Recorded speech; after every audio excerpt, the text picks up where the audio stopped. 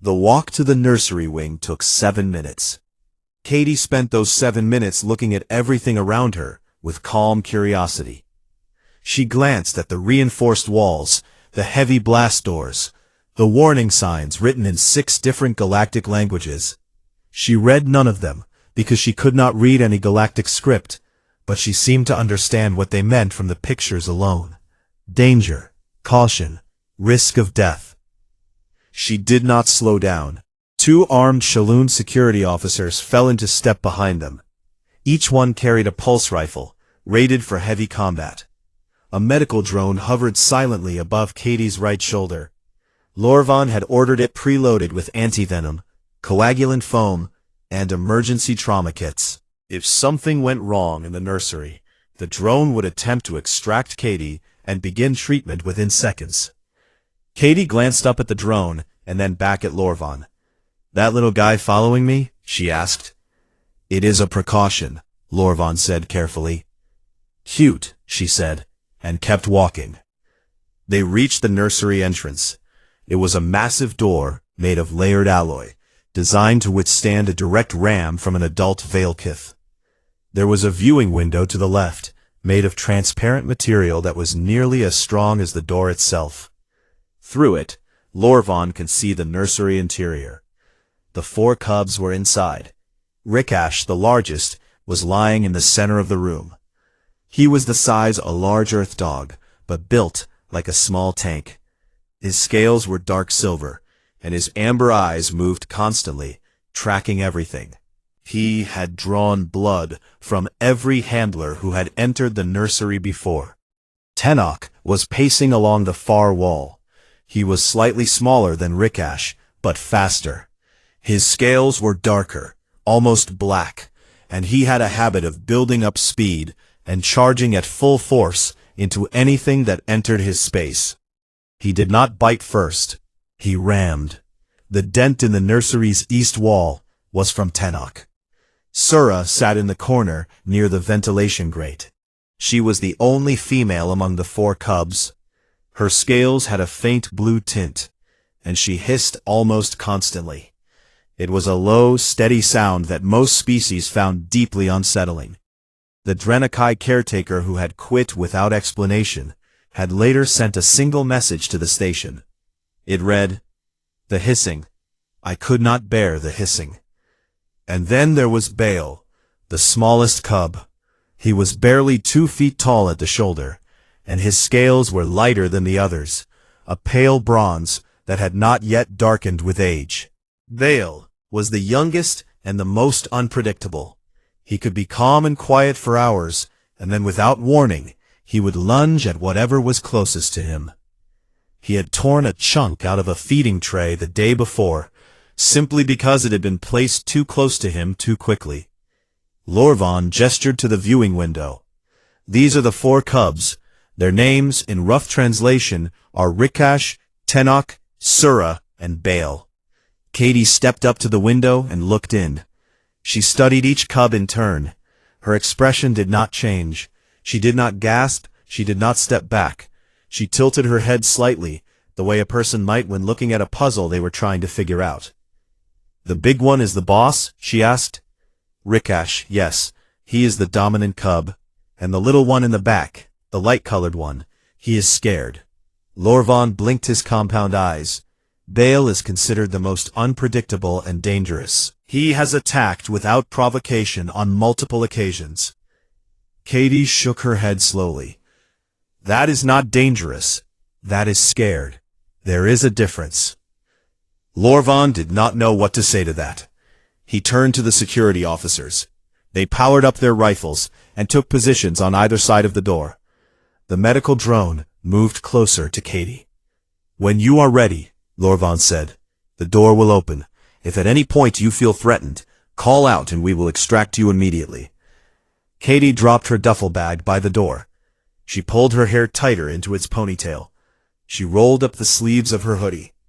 "Open it," she said. The door slid open with a heavy grinding sound. A rush of warm, thick air came out of the nursery. It smelled like metal and musk, and something sharp that Katy could not identify. It was the natural scent of Veilkith cubs, and it was powerful enough to trigger a fight-or-flight response in most species. Katy walked in. The door closed behind her. Every camera on the station was recording. In the observation room 1 level above, Lorvan and a dozen staff members crowded around the display screens. Nobody spoke. Rikash saw her first. The big cub's head came up from the floor. His amber eyes locked onto the small human standing just inside the door. He rose to his feet slowly. His scales shifted and tightened, a sign of rising aggression. His lips pulled back to reveal rows of teeth that gleamed under the nursery lights. Then he growled. It was not a sound that came from his throat alone. It came from his whole body. It vibrated through the floor, through the walls, through Katy's chest. It was the sound that had made the Falani run, the Grothian freeze, and the Drenaki give up. Katy stopped walking. She stood perfectly still. In the observation room, someone whispered, "She is going to run." She did not run. She looked directly at Rikash. She held his gaze without blinking. Then slowly, she crouched down until she was at his eye level. She made herself smaller, not out of submission, but out of something else entirely. She was meeting him where he was. "Hey, big guy," she said quietly. "I see you. You are the one in charge here, right?" The translator module on the wall attempted to convert her words into something the cubs might understand, but the tone of her voice carried more meaning than any translation could. It was calm. It was steady. It was warm. It was the voice of someone who was not afraid. Rikash's growl faded. It did not stop entirely, but it dropped to a low rumble, like distant thunder. His amber eyes stayed fixed on her. Katy reached out her hand, her bare hand. No glove, no protective barrier, just soft human skin and 5 small fingers. In the observation room, Lorvan's mandibles froze mid-click. The medical officer let out a sharp breath. One of the security officers reached for his rifle controls. Katy's hand came to rest on Rikash's snout. Her fingers touched the hard, warm scales just above his nostrils. Nothing happened for a long moment. The nursery was completely silent, except for the low hum of the ventilation system. Then Rikash sniffed her hand. His nostrils flared wide. He took in her scent, a scent that carried no aggression, no chemical fear suppressors, no artificial pheromones, just the natural smell of a human being. He huffed again. And then the most dangerous cub on the station pressed his head forward into Katy's palm. Tenok, who had been building up speed for a charge, stopped in the middle of the room. His head turned toward Katy and Rikash. He watched for several seconds, and then he sat down. Sura stopped hissing. The silence where her constant noise had been felt almost louder than the hissing itself. Bale crept forward from his corner. He moved slowly, low to the ground, his pale bronze scales catching the light. He came up to Katy's side and pressed his small body against her hip. Katy sat down on the nursery floor. She crossed her legs and let Rikash rest his heavy head in her lap.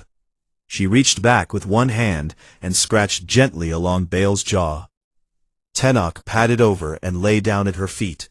Sura followed and settled nearby, her blue-tinted scales flat and relaxed for the first time since the staff could remember. It was not a song. It was just a low, soft sound, the kind that a mother might use to settle a baby, or a teacher might use to calm a room full of restless children. It had no melody. It had no words. It was just warm and steady and constant. The 4 most dangerous cubs on the station fell asleep around her within 10 minutes. In the observation room, nobody moved.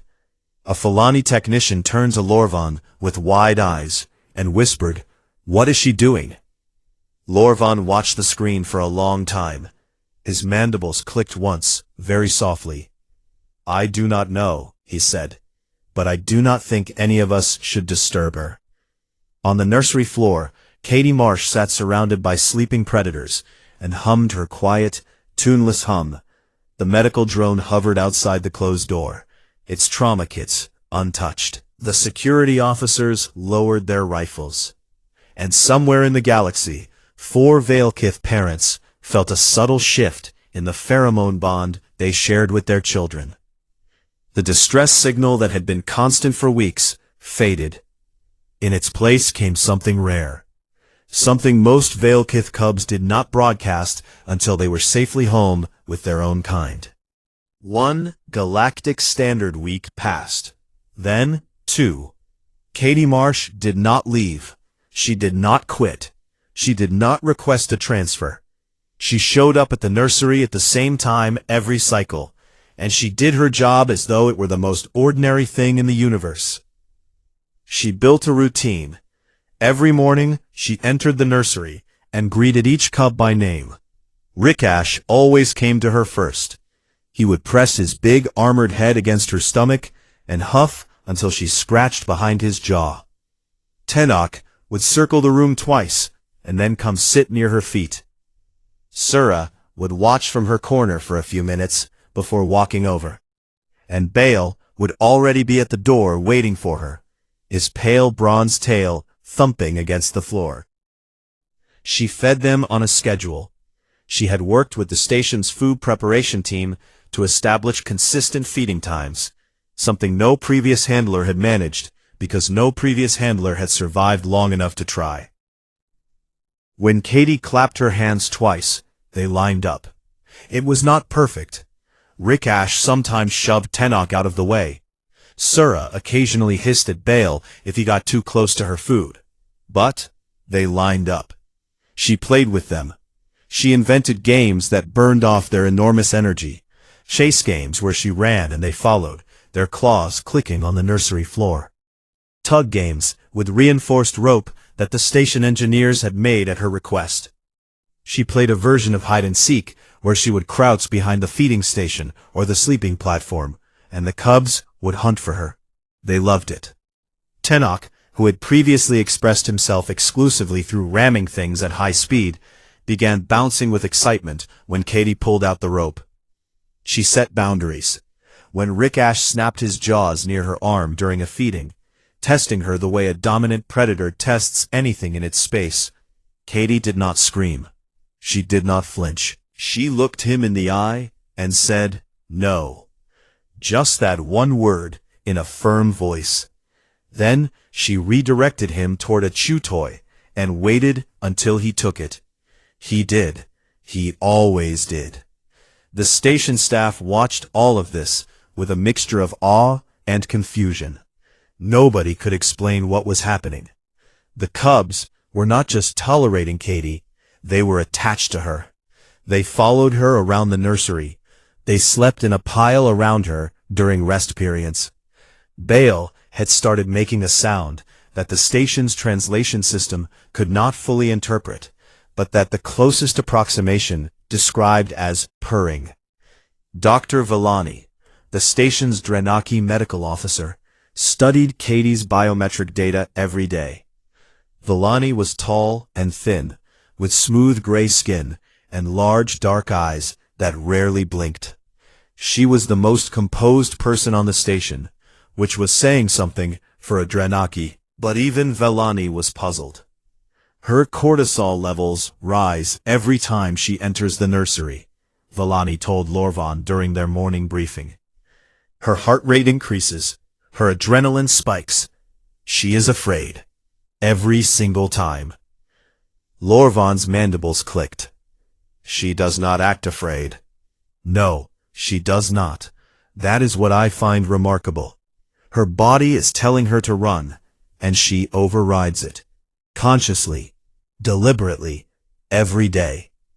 Is that normal for humans? Villani paused.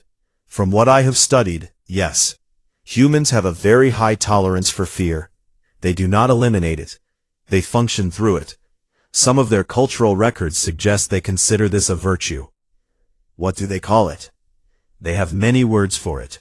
Bravery, courage, Guts. Villani tilted her head. But I think in this case, the most accurate word is something simpler. I think they call it parenting. Word about Katie spread beyond Idara 7 on the 12th day. A Fulani journalist named Quaris had been stationed on Idara 7 to cover a trade dispute in the sector. The trade dispute was boring. Katie Marsh was not. Quaris was a small being with soft lavender fur and quick, clever eyes. He had a talent for finding stories that nobody expected, and the moment he heard about the human babysitter, he knew he had found one. He requested access to the nursery observation footage. Lorvan, after some hesitation, granted it. Quaris published his piece on the Galactic Data Network the following day. The title was simple: Human Female Calms Alpha Beast Cubs Without Weapons or Armor. The article included a 30-second clip from the nursery cameras. It showed Katie sitting cross-legged on the floor, while Rikash, a creature that had hospitalized a Grothian handler, lay with his massive head in her lap. In the clip, Katie was gently scratching the big cub under his jaw, and Rikash's amber eyes were half closed in what could only be described as bliss. The clip spread across 17 star systems in 2 days. The reactions were immediate and enormous. The Chelun Science Council issued a formal inquiry, requesting full access to the nursery data. They wanted to understand what Katie was doing at a biological level. The Grothian Defense League, the same organization that had designed the nursery's reinforced walls, released a public statement advising that unarmored contact with Veilkith juveniles remained extremely dangerous and should not be attempted by any species. The statement did not specifically mention humans, but everyone understood who it was aimed at. Forums across the galactic network exploded with debate. Some species refused to believe the footage was real. A popular Fulani commentator suggested the cubs had been sedated before the clip was recorded. A Chelun biologist posted a detailed analysis proving they had not been. A Dranaki philosopher wrote a long essay about the nature of fearlessness and whether humans possessed it or merely performed it. The essay went viral almost as fast as the original clip. But the most significant response did not come from commentators or scientists or philosophers. It came from the Veilkith. On the 15th day, a ship dropped out of faster-than-light travel at the edge of Idara 7 sensor range. It was a Veilkith vessel. It was enormous, dark, and bristling with weapons that could crack a moon in half. The station's alarms triggered automatically. Lorvan rushed to the command center. His staff were already at their stations, and the fear in the room was thick enough to taste. "It is a single ship," the sensor officer reported. "Veilkith Hunter class. It is not powering weapons. It is requesting docking permission." Lorvan's mandibles clicked rapidly. "Who is on board?" The answer came through the communication channel in a voice that was low and grinding, like stones being dragged across metal. "I am Dragoth, Elder of the Western Reaches, father of Rikash. I have come to see the human." Lorvan granted docking permission because refusing a Veilkith elder was not something anyone did and lived to talk about. Dragoth boarded the station alone. He stood nearly 10 feet tall. His scales were black, scarred from countless battles, and his eyes glowed like embers in a dying fire. Every being he passed in the corridors pressed themselves against the walls. The armed security officers gripped their weapons, but did not raise them. Raising a weapon at a Veilkith elder was considered a creative way to die. Lorvan met Dragoth at the entrance to the observation level, and led him to the viewing room above the nursery. Through the reinforced glass, they could see Katie below. She was on the nursery floor with the cubs. Bale had a small scratch on his foreleg, and Katie was kneeling beside him with a first aid kit, cleaning the wound with careful hands. The other 3 cubs were napping nearby. "Hold still, little one," Katie was saying softly. "I know it stings. Almost done." Dragoth watched without moving. He stood at the glass like a statue carved from black stone. His clawed hands hung at his sides. His ember eyes tracked every movement the human made. Minutes passed. Lorvan did not speak. He had learned long ago that silence was the safest response when standing next to a Veilkith. Finally, Dragoth spoke.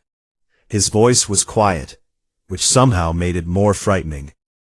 "She does not smell of fear." Lorvan chose his next words very carefully. "Our medical officer says her stress hormones do rise.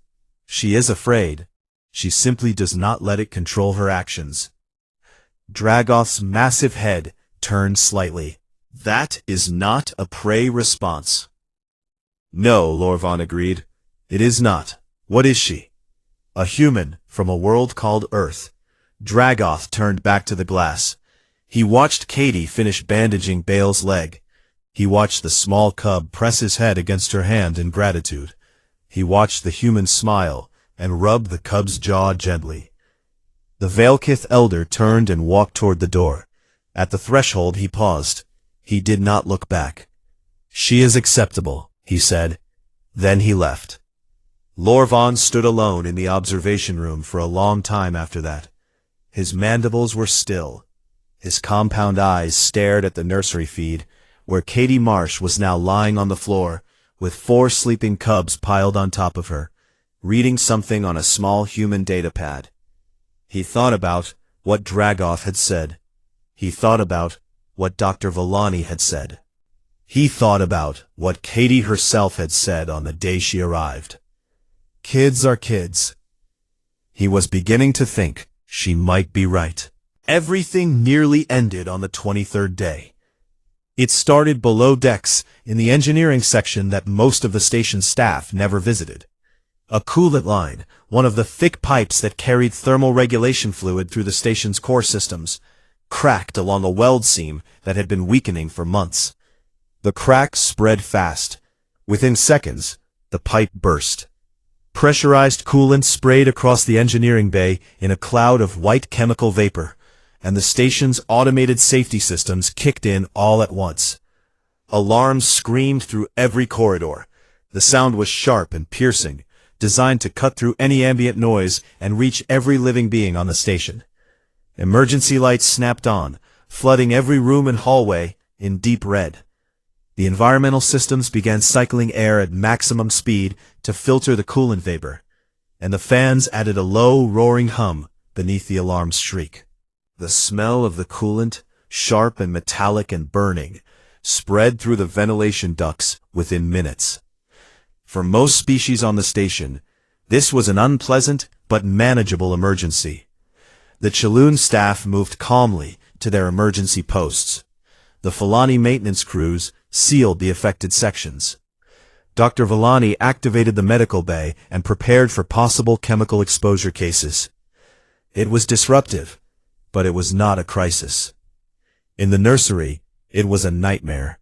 Veilkith cubs experienced the world through their senses at a level that most other species could not comprehend. Their hearing was 4 times sharper than a Chaloon's. Their sense of smell was nearly 100 times more powerful than a human's. And their vision was tuned to detect movement and color changes with predatory precision.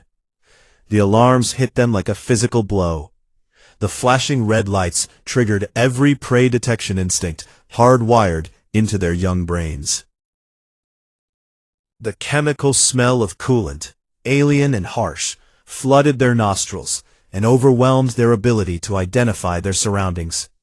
In an instant, the nursery went from a safe, familiar space to a place of unknown danger. Rikash reacted first. The big cub surged to his feet.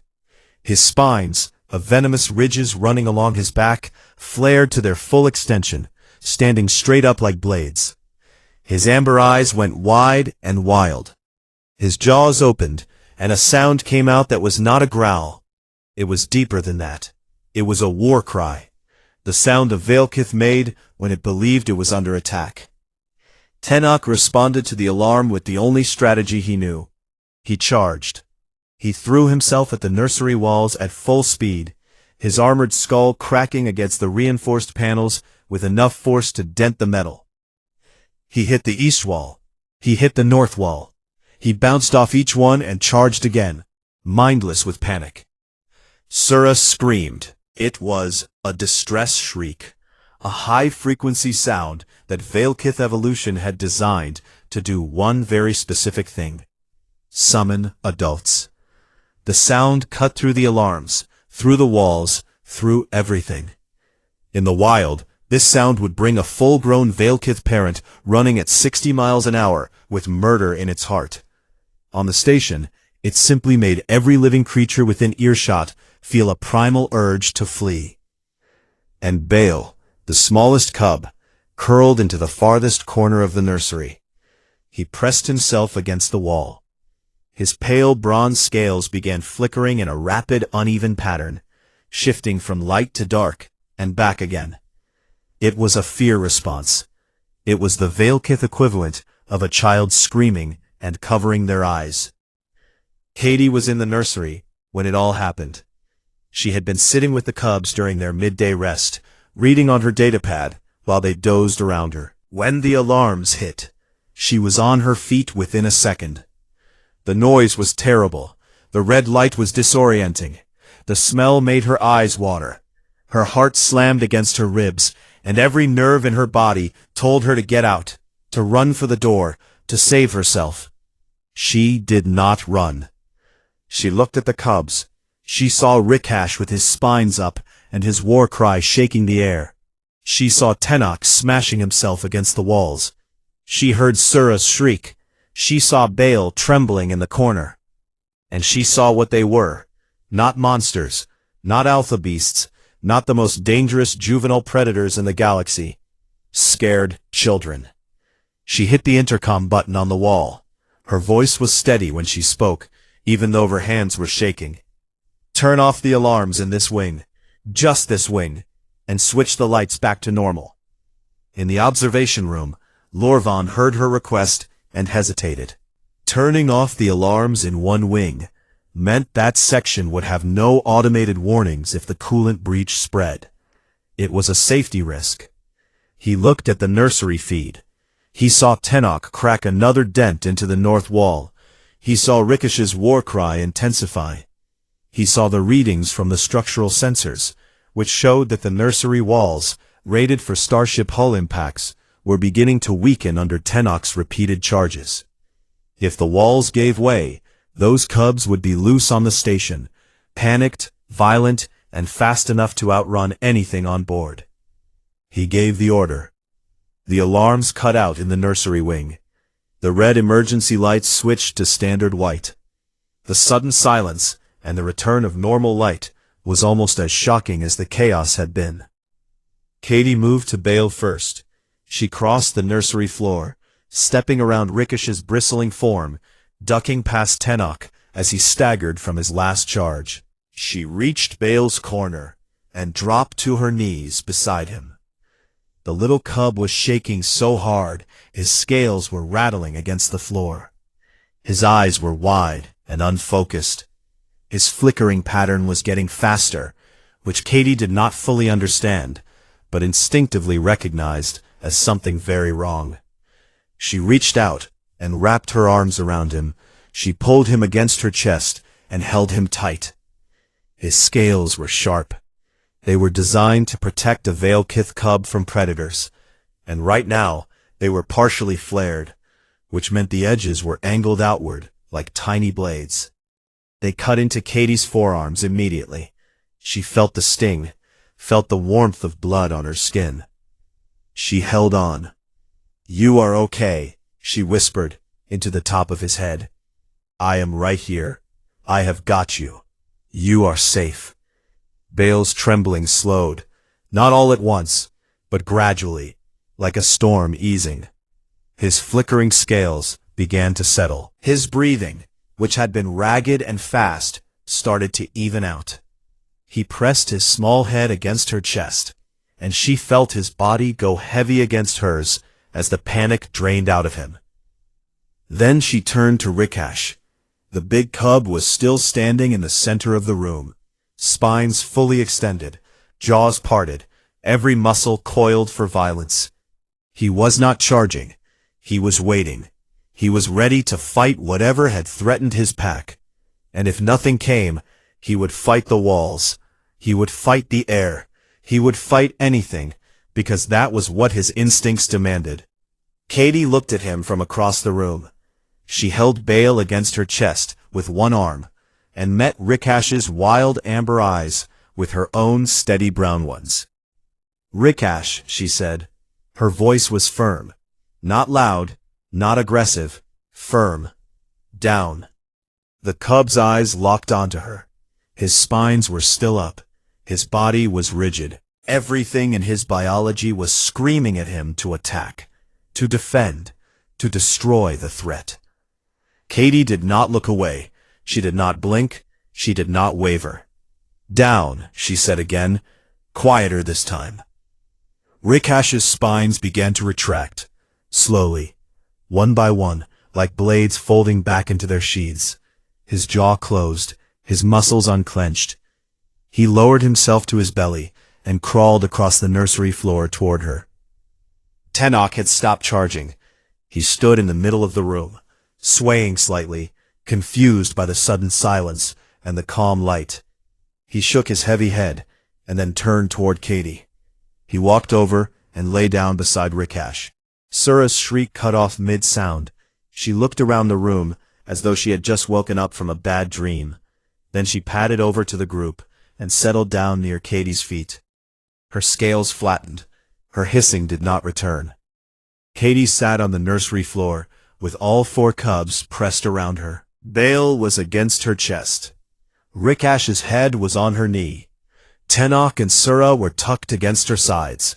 She was bleeding from a dozen shallow cuts on her forearms and hands. The blood was bright red against her pale skin. She did not seem to notice, or if she did not care. She began to hum, that same low, tuneless sound, the sound that had no melody and no words, but carried something in it that the cubs understood at a level deeper than language. Safety, warmth, presence, the promise that someone was there and would not leave. The medical drone buzzed urgently at the nursery door, its sensors detecting Katie's blood loss. "Not yet," Katie said softly. "Give us a minute." In the observation room, the staff stood frozen at their screens. The Fulani journalist Chorus, who had returned to the station for a follow-up story, was recording the feed. His lavender-furred hands were trembling. Lorvan stared at the display. He saw the blood on Katie's arms. He saw the cubs, calm and still, arranged around her like she was the center of their world.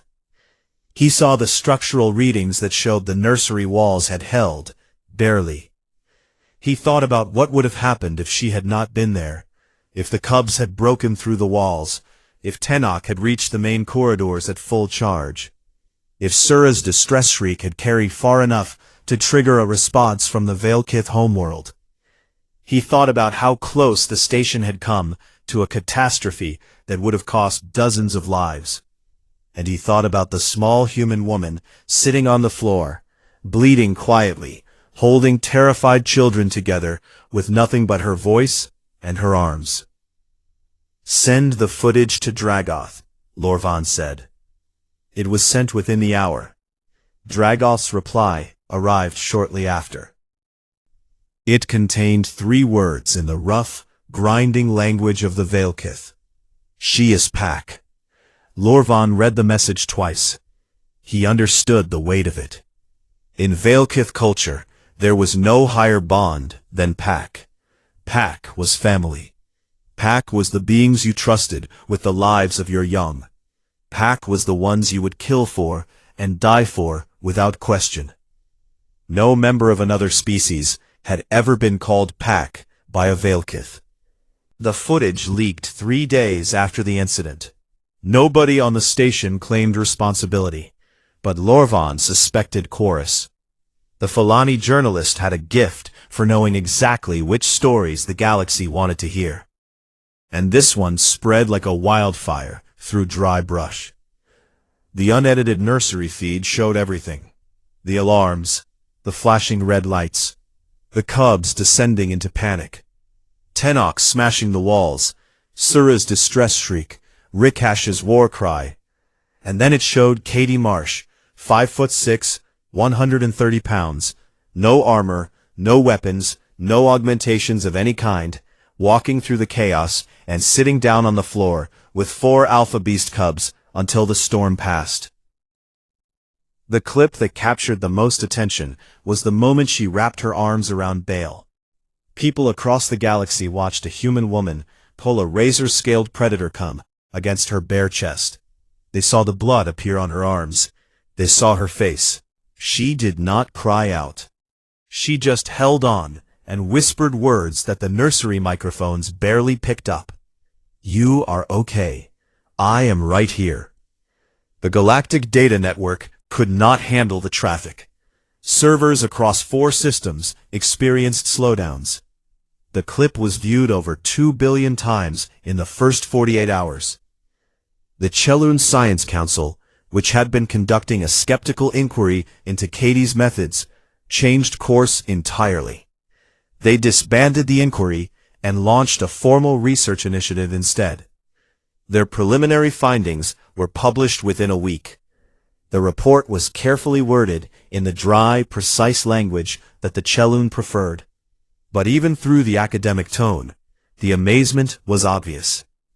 Humans appear to possess an evolutionary capacity for forming protective attachments across species barriers that has no documented parallel in any known sentient race. This capacity does not require genetic modification, chemical intervention, or technological augmentation. It appears to be a baseline trait of the species, developed through millennia of coexistence with predator animals on their homeworld. The report went on to describe how humans had, over thousands of years, formed mutual bonds with wolves, large cats, bears, birds of prey, and dozens of other dangerous creatures on Earth. They had not done this through dominance or force. They had done it through patience, consistency, and something that Chelun researchers struggled to translate into their own language. The closest they could come was persistent emotional investment. The Grothian Defense League, the same organization that had built the nursery walls and publicly warned against unarmored contact with Veilkith cubs, quietly updated their advisory notice. The new version was shorter than the original. It read, "Unarmored contact with Veilkith juveniles is not recommended for non-human personnel." The Fulani Diplomatic Corps went a step further. They sent a formal proposal to Earth's government, suggesting the creation of an interspecies caretaker exchange program. The idea was that human volunteers would be trained and deployed to work with the young of various dangerous species across the galaxy, filling a gap that no other species had been able to fill. The response from Earth was confused at first. A government official named Sam Brennan gave an interview where he said, "Let me get this straight. The aliens are asking us to babysit their kids?" He laughed when he said it, but the proposal moved forward anyway. On Adara 7, the days after the incident settled into a new kind of calm. The coolant line was repaired. The alarms were tested and recalibrated. The dent in the nursery's north wall from Tenok's charges was patched, but left slightly visible, a quiet reminder of what had happened. Katie went back to work, as though nothing extraordinary had occurred. She cleaned her cuts, wrapped her forearms in bandages, and walked into the nursery the next morning at the same time she always did. The cubs greeted her the way they always did. Rikash pressed his head against her stomach. Tenok circled twice and sat at her feet. Sura watched from her corner before coming over, and Bale was at the door, tail-thumping, waiting. She did not treat the incident as a turning point. She did not celebrate or talk about it with the staff. When Dr. Villani asked her how she was feeling, Katie said she was fine. When Lorvan asked if she needed additional support or equipment, she said no. When Chorus requested an interview, she politely declined. "I did not do anything special," she told Lorvan when he pressed her. They were scared. I was there. That is the whole story. Lorvan did not agree, but he did not argue. The cubs continued to grow under Katie's care. Rikash was getting bigger every week. His scales were darkening, and his amber eyes were sharpening with the intelligence that Valkith were known for. He remained firmly bonded to Katie and followed her commands without hesitation. He also growled at anyone else who entered the nursery too quickly, which the security staff found both reassuring and slightly terrifying. Tenok had transformed the most. The cub who had previously expressed every emotion through high-speed collision had learned to play. He chased Katie around the nursery, sliding on the smooth floor and crashing into the sleeping platform with what could only be described as joy. He wagged his armored tail when she pulled out the tug rope. He had not rammed a wall in over a week. Sura's constant hissing had stopped completely around Katie. She still hissed at strangers, at loud noises, and at anything she found suspicious, which was most things. But when Katie was in the room, Sura was quiet and calm, often lying near Katie's feet with her blue-tinted scales flat and her eyes half-closed. And Bale had become Katie's shadow. The smallest cub followed her everywhere in the nursery. He slept pressed against her side during every rest cycle. When she left the room at the end of her shift, he whimpered at the door until she returned the next morning. The station staff had started calling him her little duckling, though they never said it where Katie could hear. A visiting dignitary came to the station in the 4th week. He was a high-ranking Chelun ambassador named Torvan, a distant relative of Director Lorvan, who had traveled from the Central Systems specifically to see the human caretaker in person. He watched Katie through the observation window for nearly an hour. "How does she do it?" Torvan asked. Katie, who had been brought to the observation level to meet the ambassador, shrugged. "You just have to show up and not quit. That is most of it." Torvan tilted his angular head. "And the rest of it?" Katie was quiet for a moment. She looked through the window at the cubs below. Rikash was lying in the spot where she usually sat, as if guarding it until she came back. Bale was pressed against the door. "You have to actually care," she said. "They can tell. All kids can." Torvan had no response to that. He nodded slowly and left the station the next day. His report to the Chelun government recommended the immediate expansion of the Human Caretaker Exchange Program. 6 days later, Dragoth returned. His ship dropped out of faster-than-light travel without warning, the same way it had the first time. But this time, the station staff did not panic. They had been expecting him. Word had traveled through Valkith channels that the Elder wished to return, and Lorvan had granted docking permission in advance. Dragoth boarded the station alone. He walked through the corridors the same way he had before, and the other species still pressed themselves against the walls as he passed. Some things did not change, no matter how many viral clips the galaxy watched. But this time, Dragoth did not go to the observation room.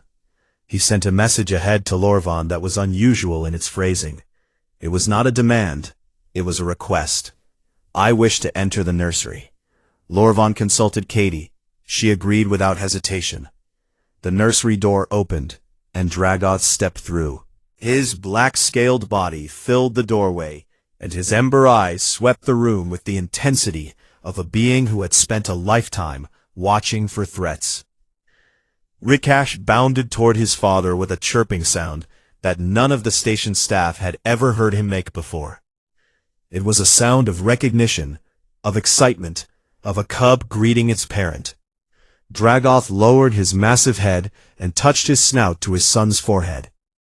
Rikash pressed against him, and for a moment, the most feared elder of the Valkith western reaches looked like nothing more than a father who had missed his child. The other 3 cubs scattered briefly at Dragoth's entrance, startled by his size, and presence. But then they looked at Katie. She was standing calmly near the sleeping platform, her bandaged arms at her sides, her brown eyes steady. She nodded to them, a small, quiet gesture. The cubs regrouped. Tenok came out from behind the feeding station. Sura stepped forward from the corner. Bale pressed against Katie's leg and peeked out at Drogoth from behind her. Drogoth watched all of this. He saw how the cubs looked at Katie. He saw how they moved toward her for reassurance. He saw how the smallest one hid behind her, as though her body, 100 times softer and weaker than his own scales, was the safest place in the room. He straightened to his full height. He looked down at Katie Marsh. She was tiny next to him. The top of her head barely reached the middle of his chest. She had no claws, no venom, no armor. She had bandages on her arms where his species' children had cut her, and she had come back the next day anyway. He did something then that made Lorvan's mandibles go completely still, something that the station's records would later confirm had never been documented between a Veilkith and any member of another species in the entire recorded history of the galaxy. Drogoth lowered his great armored head. He bent his powerful neck until his forehead touched hers. It was a gesture that the Veilkith reserved for their closest kin. It meant trust without condition. It meant bond without end. It meant, in the deepest language of the Alpha Beasts, "You are one of us." Katie closed her eyes. She lifted one small hand and placed it on the side of his jaw. Her fingers rested against the scarred black scales, and she held that contact without fear. "They are good kids," she whispered. In the observation room, the staff watched in silence. Chorus, who had stayed on the station hoping for exactly this kind of moment, was recording. Then he stopped. He lowered his device and simply watched. Some moments, he would later write, were not meant for the network. Some moments belonged only to the beings who lived them. The story of Katie Marsh did not fade from the galaxy's memory the way most news stories did. It persisted. It was shared from system to system, species to species, generation to generation. It became part of the growing understanding of what humanity was and what humanity meant in a galaxy full of bigger, stronger, faster, and deadlier beings. The Chaloons studied it. The Grothians respected it. The Fulani admired it. The Drenaki tried to understand it. And the Veilkith, the most dangerous predator species in the known galaxy, honored it in the only way they knew how. They remembered her name.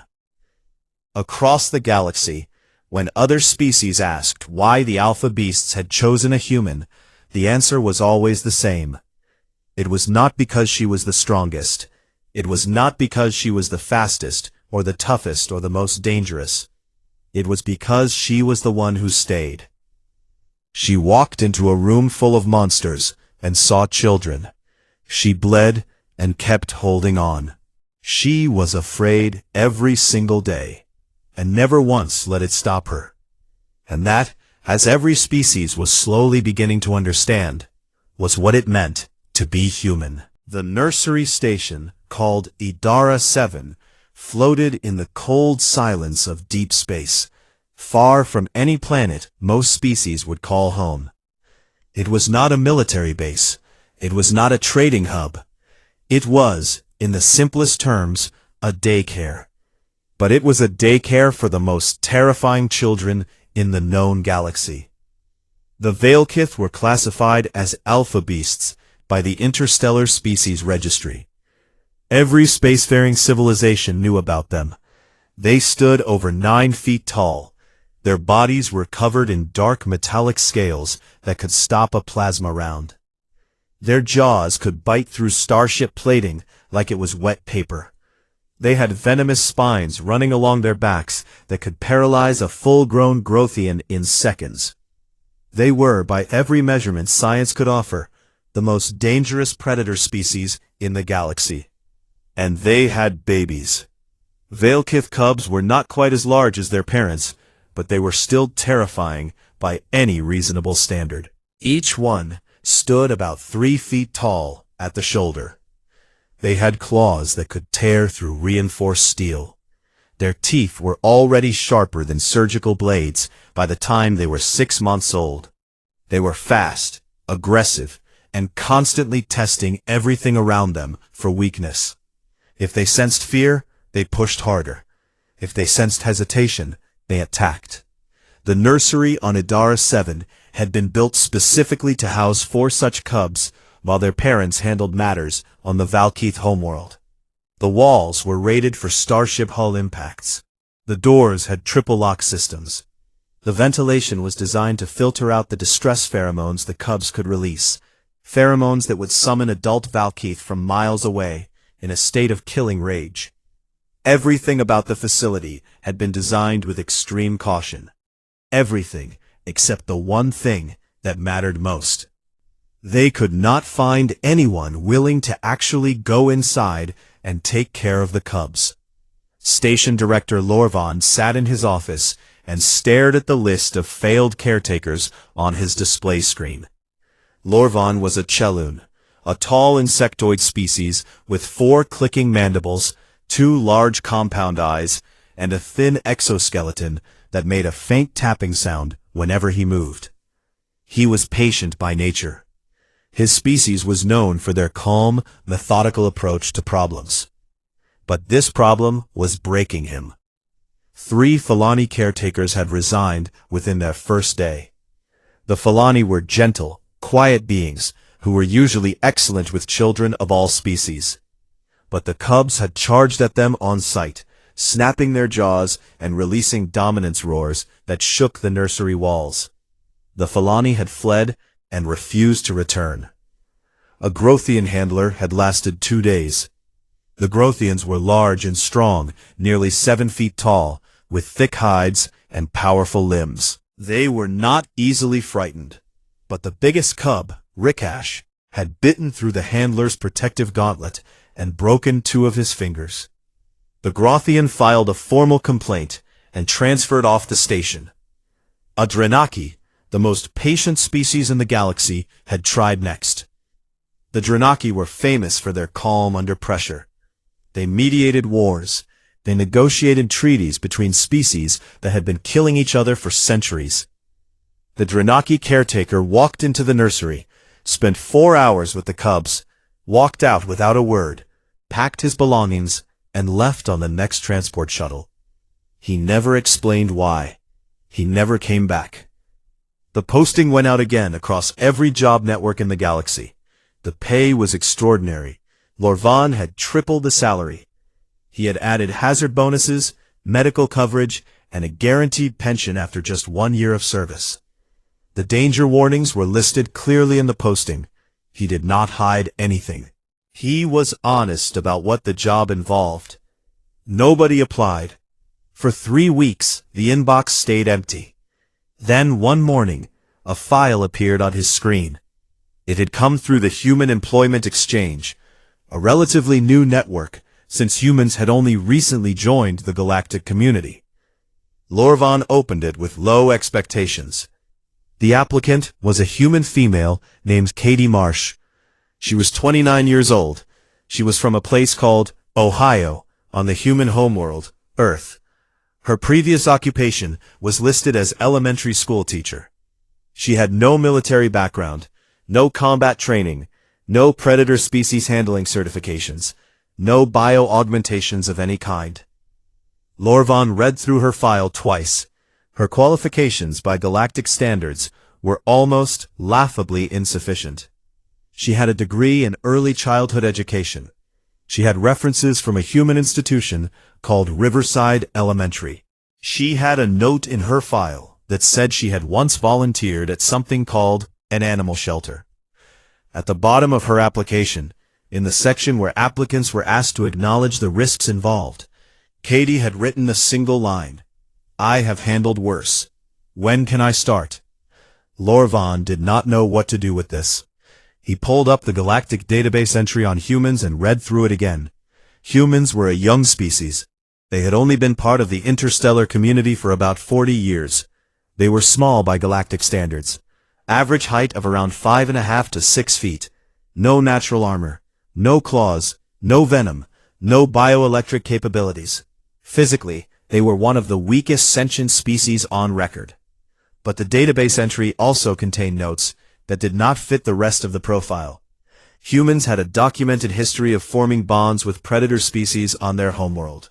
They had taken wolves, one of their planet's most effective pack hunters, and turned them into companions over thousands of years.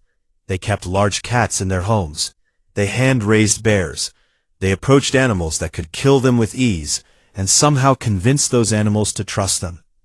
The database called it domestication, but Lorvan thought that word was too small for what it described. He sat in his office for a long time. His mandibles clicked softly as he thought. He looked at the empty applicant list. He looked at Katie Marsh's file. He looked at the nursery camera feed, where 4 Veilkith cubs were tearing apart another reinforced chew toy and snarling at each other. He approved the application. Katie arrived on a transport shuttle 2 days later. Lorvan went to the docking bay to meet her personally. He did not know what he had expected. Someone with visible scars, or the hardened look of a person who had faced danger before. What he got was a woman of average height, with brown hair pulled into a ponytail. She was wearing a soft, faded piece of clothing that humans called a hoodie. She carried a single duffel bag over one shoulder. She stepped off the shuttle, looked around at the metal corridors and alien faces, and smiled. She smiled at everyone. At the Chaloon dock workers who stared at her. At the Falani maintenance crew who whispered to each other as she passed. At the armed security officers who stood by the entrance to the nursery wing. She walked up to Lorvan and extended her hand. He had read that this was a human greeting. He reached out one of his 4 limbs and shook it carefully. "Katie Marsh," she said. "Thanks for bringing me on." Lorvan studied her with his compound eyes. She was so small, so soft. She had no protection of any kind. "You understand what you are walking into?" he asked through his translator module. Katie looked at him with steady brown eyes and shrugged. "Kids are kids," she said. Lorvan's mandibles went still. He had no answer for that. He turned and led her toward the nursery wing, and he wondered, not for the first time that day, if he had just made the worst decision of his career.